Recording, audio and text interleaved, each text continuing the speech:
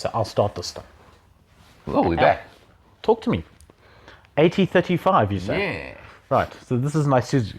Isuzu D-Max. Isuzu D-Max. You see, I'm sitting, my body language very sort of, Yeah. you need to convince me about this. Okay, D-Max and steroids. Right. Have you ever heard of Arctic Trucks before? I actually have not. Okay. Arctic Trucks is... Are they Swedish? They somewhere Scandinavia. Scandinavian. I can't recall if it's which country, but it's Scandinavian. Scandinavia land. Yeah. Okay. Now, it's a little company that they started with Toyotas, interestingly. Oh, really? And they did conversions for Arctic conditions. Arctic conditions. As in snow, ice, blah, blah, blah, Yeah, blah, blah. so we've got a bit of rain at the moment, Yeah, but I don't yeah. think we're exactly an Arctic No, country. we're not. Okay. Okay, so but that's where it started. This is starting to make a lot of sense to me. And there were a few Toyotas that came in a couple of years ago. Okay. The Arctic conversion Toyotas. Okay. I'm not sure how, what, where, why suddenly Isuzu have got the license for Arctic trucks in South Africa. Okay. So you know that the D-Maxes are built locally. Yes. About 5 or 6 AT35s come off the line from the PE line a month. 5 or 6 a month. Yeah. That's the last And number that's I read. At I an don't know if Arctic it's truck spec, is it? Arctic truck spec. Arctic truck spec. So So that you've got- fast, quickly 10 times. yeah, try Red that. lorry, yellow lorry. Right, yeah. Yeah. Arctic truck. Right. Yeah, okay. We'll get there. So it's based on the top spec V-Cross D-Max. Okay. So interior, everything exactly the same. No Okay. changes whatsoever. This is not warming me up yet. Yeah, so it's got, now Motor, motor is the standard 3-liter diesel, 4-cylinder. more power. 140, 140 torque. kilowatts, 450 Newton meters, 6-speed auto, all exactly the same. Okay? Right, I know. There's something coming, right? Yeah. But you've got upgraded suspension. I don't know what all they've done underneath there. It does look like it stands about 10 feet tall. It stands way tall on a Wild Track X. For example, How do you get into it? with difficulty. And with a little step for took certain that on the people in my family. Okay, but I'm not going to say who. You. No, I managed to hoist myself up. Okay. Okay. I mean, now, as you will have seen probably by the time this comes live, we took the AT35 and the Wild Track X to the Lion Park the other day. Mm-hmm. And the extra clearance, I'm going to say 20 mils at least more clearance. It must be more than that. No, more than the Wild Track X. Yeah, I'm saying it must Yeah. be more than that. Yeah. That thing is huge. It's Yeah. standing like... Yeah. Whatever it is, let me tell you, it made a difference. Okay? You can feel the difference. It's got the knobblies, it's got all that stuff, okay. But what it doesn't have, unless Yeah. what it doesn't have, unless I couldn't find, is electronics. Okay.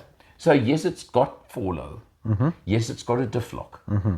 But it pretty much ends there. Okay. Whereas, and I'm doing a comparison here to the Wild Track X, has got 4 auto if you want, Yeah. 4-wheel drive auto. The Wild Track X has got the terrain, Different modes. the different terrain modes. It's got all those things. This thing has none of that.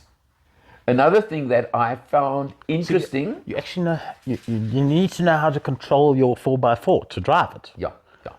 Okay. So you got to. It's more. I quite like that, actually. Well, look, it's old school. make- yeah, there it's you go. old school as opposed to the fully electronic.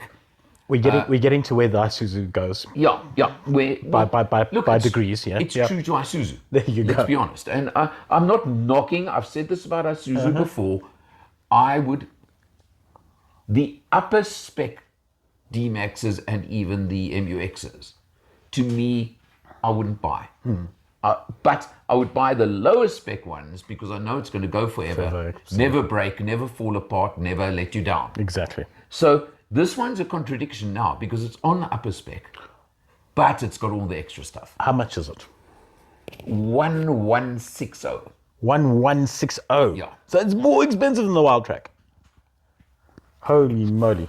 Look, I've had a lot of comments because I've put stuff out already. Yeah. You should be comparing it to a Raptor. Really? Okay, so now question mark on that, all right? Wow. Okay. And There's going to have to be some amazing under the skin stuff that's been thrown into this thing. Look, it's all suspension.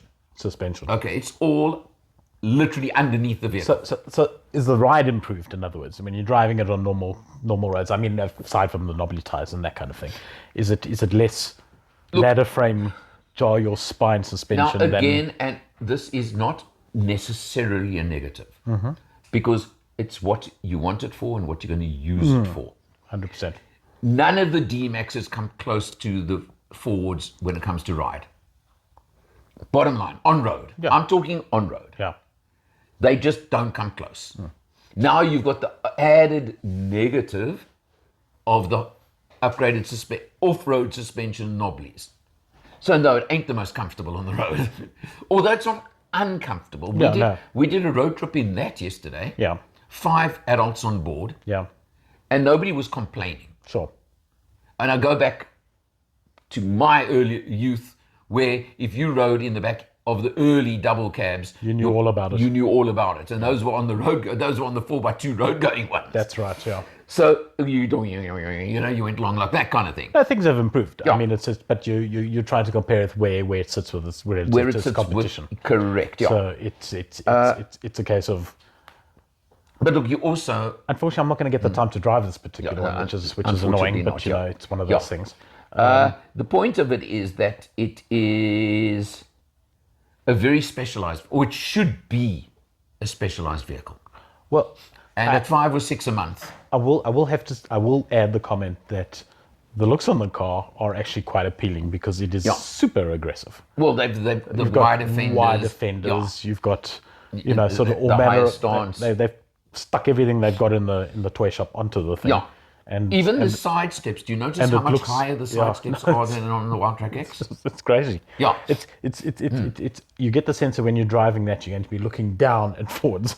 Well, you know what? You're just that much. I'll tell you what. That much higher up. I noticed something with that vehicle. This is how. Now you take real world. Yeah. Because people who buy them are going to drive them.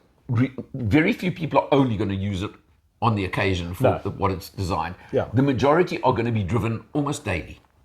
Now, went to fetch a friend from a security estate. Okay. When you leave the estate, you have to punch in the code on the little thing. I had to virtually lean out and down to get to it. To get to the keypad to punch in the code. And that's when I actually turned and said, whoops, the thing is high. This is not a bucky, this is a small truck. Yeah, correct. Yeah. Because literally it was like over and down to punch in a 4-digit code. And that may have secular appeal, as you say. 5 or 6 a month, that's where it's going. What I'm also saying is this is where sometimes it takes little things to actually note the difference on a vehicle. Or where it is real, not real, practical, not practical. Cool. I mean, again, I went into a carport and was like, am I going to fit under or aren't I? Yeah. Give us back to Isuzu with a dent on the roof. On the roof, that's all. We'll take the aerial off. How did that happen? Then we have to explain. It sounds to me like it could be a bit of gladiator type feel a little bit in terms of sort of entertainment toy value type thing, but as you say, it's not going to be a gladiator. It's going to sit in the garage for 6 months of the year. Use once a weekends when you go down holiday for tearing up the beach and being a hooligan with outfit stores and pumping music and having a good time. This is not that. This is going to be used on a daily basis by whoever buys it. But I think for the next 2 million kilometers, probably. It's going to be bought by people who literally, that's their life. Yeah. And their everyday life. They go, whether it's on construction sites, mines. It's that kind of vehicle. Yeah. That's where it goes. And I think for it's a great, great job. That's where it's niches, yeah. But okay. Hey, I think it makes sense. Fun to get one for a change. Yeah, absolutely. And something quite fun to look at, I have to say. Different. And hey, it was good fun at the Lion Park on the 4x4 course. Was it good off-road? I mean, I imagine it would be. The only place it fell down a touch was on one very, very steep little slope. Yeah. There was a cross angle axle and a deep ditch.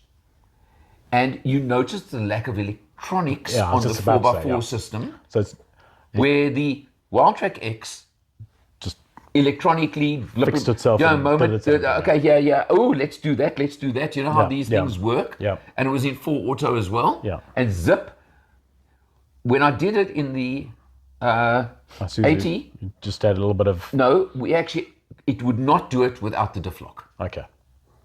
And it was almost like, why? And then we stopped and thought for a bit and said, this is where, because the Isuzu hasn't got all the electronics. Foreign country for you, hey, Al?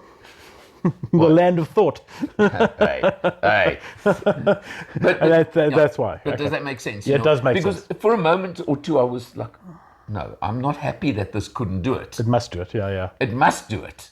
And then it was a case of, okay, there is just so much more electronic. Apply some thinking. And sorry, one other thing, and again, it goes into the gizmo electronic side of things, is the AT35 has a reverse camera and no other cameras. Okay. So, Or not that I found. Okay, unless again, of course, the they Wild were Track hidden will show you somewhere. what you're driving The Wild over. Track, or Yeah. for example, the Tank Yeah. 2 weeks ago, Yeah. that has got the underbody camera, the invisible bonnet camera.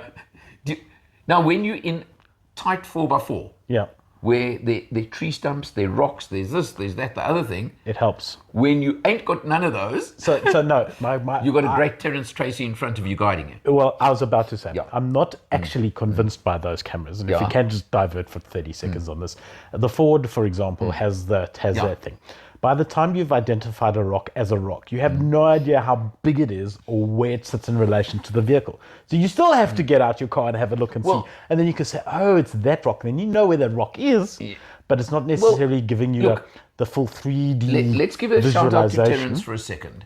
In that Terence, and I'm sure other guys do it, but he is in, when you're in the big obstacles, Terence is in front of your vehicle.